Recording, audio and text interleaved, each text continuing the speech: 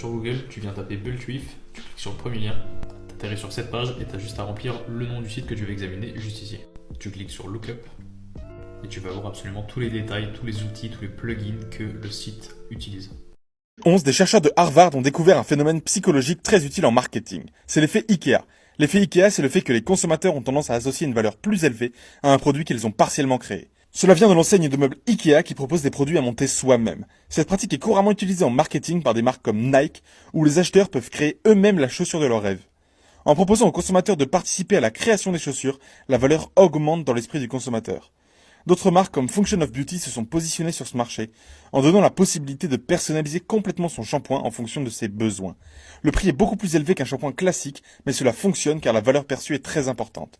Il est donc important de réfléchir dans son marketing à comment on peut donner un sens de do-it-yourself à son produit. Plus marketing pour vendre plus cher.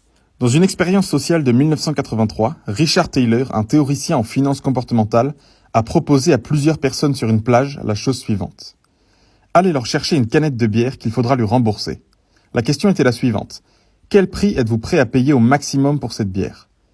Il dit à la première moitié des personnes que les bières seront achetées au bar d'un hôtel de luxe et à la seconde moitié qu'elles seront achetées à un vendeur ambulant.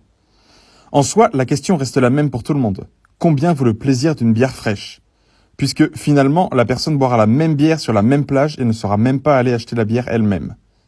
Pourtant, le groupe qui imagine un hôtel de luxe est prêt à payer 2,65 € en moyenne contre 1,5 € pour la même canette venant d'un vendeur ambulant. Cette expérience montre que nous ne prenons pas nos décisions sur la valeur objective d'un produit, mais sur sa valeur perçue. La valeur perçue peut être modifiée en fonction de différents facteurs, comme la provenance de l'objet, le packaging ou l'image de marque. Ce sont des questions qui ont été posées.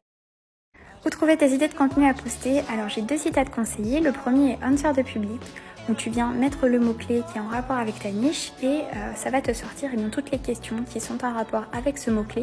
Ce sont des questions qui ont été posées par ton audience. Ils ont eu un besoin à un moment précis et ils l'ont cherché sur Internet. Le deuxième site que je vais venir te recommander est Quora. Donc là pareil, tu mets ton mot-clé et ça te sort toutes les questions qui ont été posées sur Internet. Suis-moi pour plus d'astuces.